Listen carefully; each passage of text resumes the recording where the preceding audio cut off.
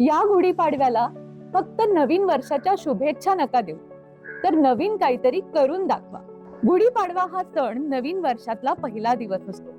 या दिवशी आपण नवीन कपडे घालतो, घर स्वच्छ करतो, नवीन नवीन वस्तू खरेदी करतो आणि नवीन काहीतरी करून दाखवण्याची इच्छा सुद्धा व्यक्त करतो. तर मग चला, जुनं सगळं सोबत घेऊन नवीन काहीतरी करून दाखवूया.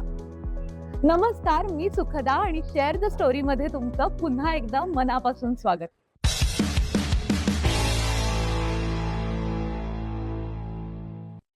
आम्ही content creation, content strategy, podcast, advertisement, brand अशा बऱ्याच गोष्टींवरती व्हिडिओ घेऊन येतच असतो. या गुढीपाडव्याचा मुहूर्त साधून अनेक वेगवेगळे ब्रँड्स या गुढीपाडव्याच्या दिवशी आपलं ब्रँड लॉन्च करतात किंवा त्याचं ओपनिंगही करतात. पण जेव्हा ब्रँड मार्केटमध्ये येतो तेव्हा कमीत कमी 6 महिन्याचं तरी प्लॅनिंग त्यांच्याकडे लागतं. तर हा व्हिडिओ त्यांच्यासाठी आहे ज्यांचा नवीन ब्रँड मार्केटमध्ये लॉन्च झालाय किंवा ज्यांना इच्छा आहे स्वतःचा ब्रँड मार्केटमध्ये लॉन्च करण्याची. तर हा व्हिडिओ त्यांच्यासाठी आहे. या 5 गोष्टी जर तुम्ही तुमच्या ब्रँडसाठी केल्यात तर तुमचा ब्रँड यशस्वीरित्या पुढचे काही वर्ष चालू शकेल याबद्दल खात्री बाळगा. तर हा व्हिडिओ शेवटपर्यंत पाहत राहा. पॉइंट नंबर 1, तुमच्या ब्रँडची एक स्पेशल स्टोरी तयार करा. आता बिईंग अ स्टोरी टेलर किंवा फिल्म मेकर, मला कायमच असं वाटतं की ब्रँडला एक स्वतःची स्टोरी असावी, ज्यामुळे असं होतं की तो ब्रँड लोकांच्या लक्षात राहतो. त्याच्याशी भावना जोडल्या जातात किंवा इमोशन्स त्याच्या पाठीमागे असतात, त्यामुळे तो ब्रँड पटकन डोक्यात बसतो आणि सहसा तो ब्रँड विसरला जात नाही. त्यामुळे स्वतःची ब्रँड स्टोरी तयार करा. उदाहरणार्थ, एक ज्वेलरी ब्रँड आहे तर त्याच्या पाठीमागे तुम्ही असं लिहू शकता, handmade jewellery, affordable price, office wear.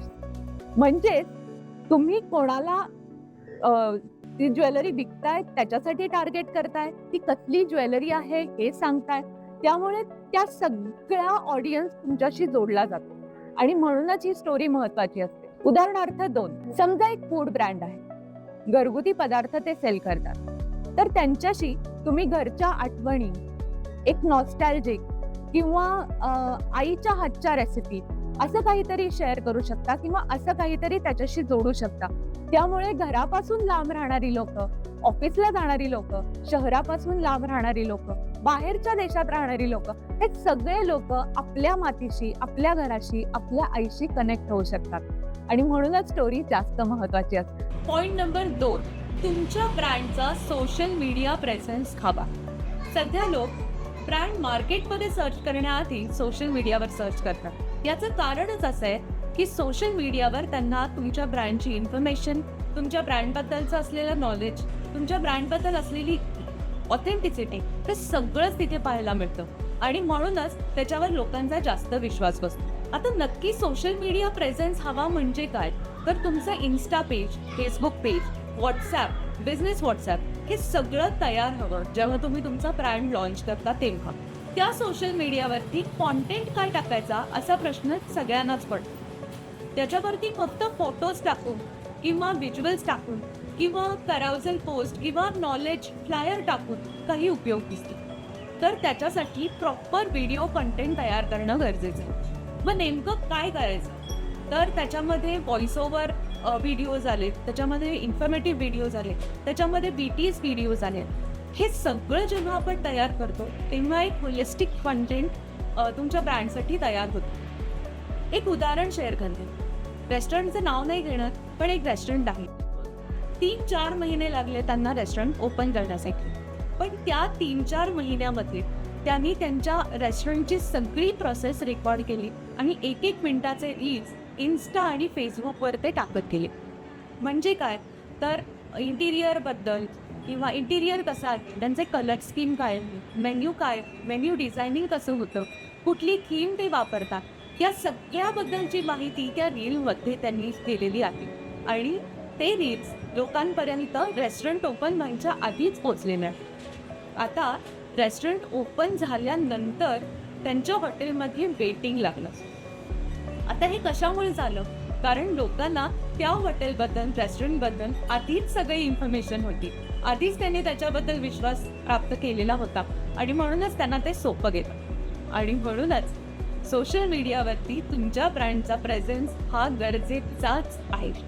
Point number 3, जास्तीत जास्त एक्झिबिशन्समध्ये सहभागी व्हा.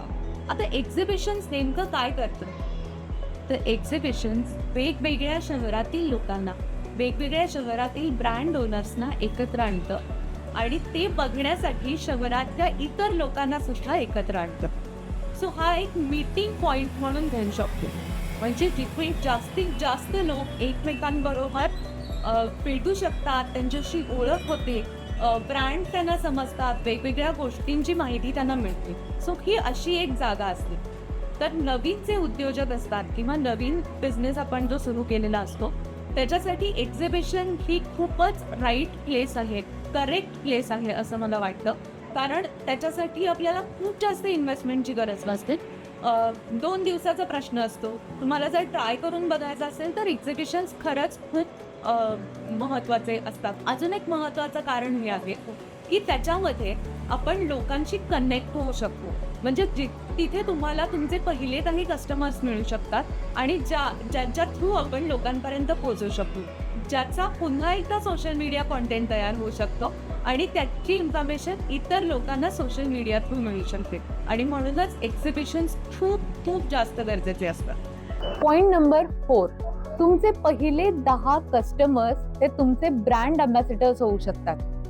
म्हणजेच तुमच्या पहिल्या 10 कस्टमर्स बरोबर, ग्राहकांबरोबर तुम्ही छान मैत्रीचं नातं जर निर्माण केलं तर तुम्ही केलेल्या एक्सपेरिमेंट हे त्यांच्यापर्यंत पोहोचू शकतात आणि त्यांच्याकडून योग्य फीडबॅक तुम्हाला येऊ शकतो आणि ज्यामुळे तुम्हाला तुमचं प्रोडक्ट इम्प्रूव्ह करायला जास्त मदत होते.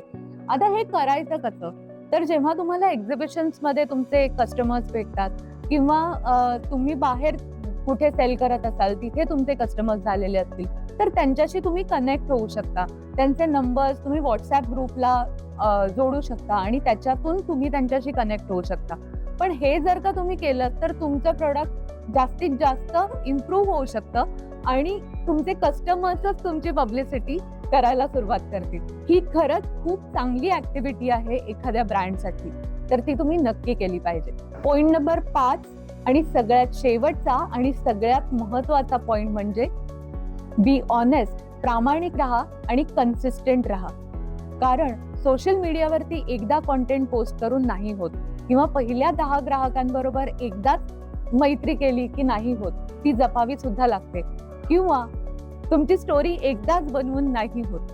या सगळ्या गोष्टीसाठी कन्सिस्टंट राहावं लागतं आणि प्रामाणिक सुद्धा राहावं लागतं. केलेल्या चुका एक्सेप्ट करायला लागतात, लोकांशी त्या पद्धतीनं वागावं लागतं, लोकांशी कनेक्ट व्हावं लागतं आणि तरच तुमच्या ब्रँडवर लोकांचा विश्वास जास्तीत जास्त वाढू शकतो. तरच तुमच्यावर लोकांचा विश्वास बसू शकतो. तुम्ही जर प्रामाणिक राहिलात आणि कन्सिस्टंट राहिलात तरच तुमच्या ब्रँडला एक ओळख मिळू शकते, विश्वास बसू शकतो आणि पर्यायाने सेल्सही वाढू शकतो.